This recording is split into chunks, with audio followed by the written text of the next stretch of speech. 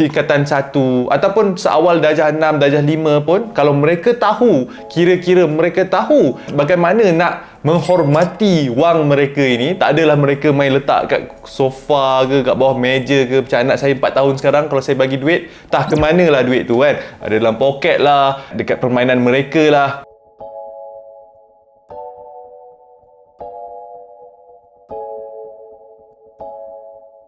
Alright, so tips untuk simpanan untuk anak ini saya boleh terbagi kepada dua lah. Satu, anak kita yang kecil lagi, yang betul-betul kecil lagi lah, yang memang mungkin like baby, baru lahir, sampailah let's say umur di mana mereka betul-betul tahu tentang duit, apakah kegunaan duit tersebut. Alright, dan golongan yang kedua adalah orang yang dah tahu dah fungsi duit tu. Mungkin untuk student-student yang sekolah menengah dan ke atas lah. Tak kisahlah anda sekolah menengah ke, di college ke ataupun di universiti, anda boleh gunakan tips ini. Okay, let's move on to the first one. Untuk anak kita yang baru saja lahir, okay, baru saja lahir ni, tipsnya saya akan buka, okay, sama ada akaun tabung haji ataupun akaun ASB. Alright, itu wajib. Semua anak saya ada 2 orang anak lelaki, memang lahir je mereka di dunia ini, mereka dah ada 2 akaun ini, tabung haji dan juga ASB.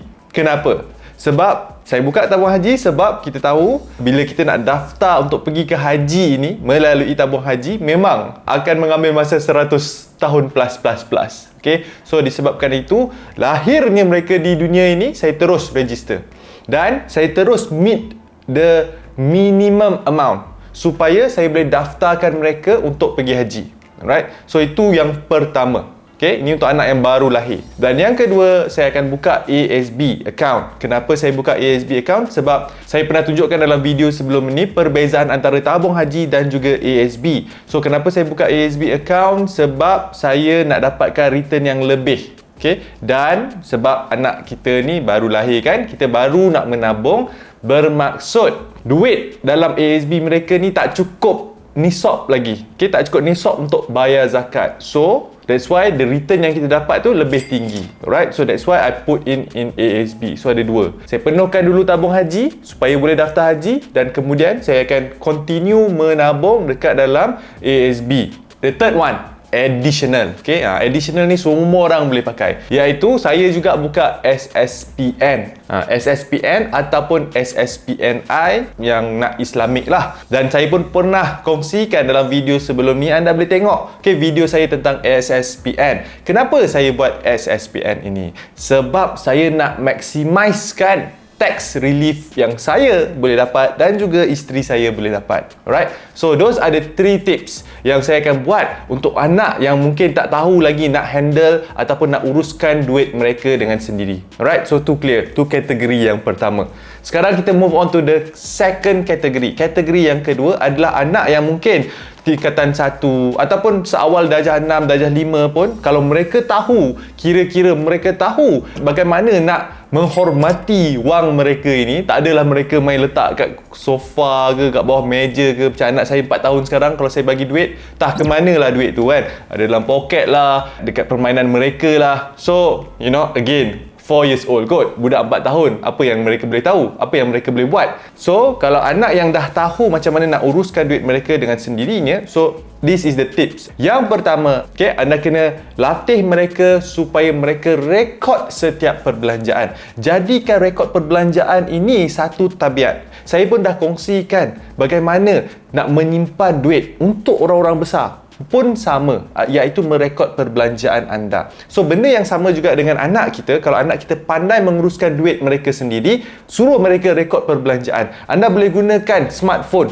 Okay, saya baru je bercakap dengan a group of people, budak-budak sekolah di Pahang, berumur daripada 13 tahun sampai ke 16 tahun. Okay? Saya terkejut besar sebab mereka ini semua ada smartphone.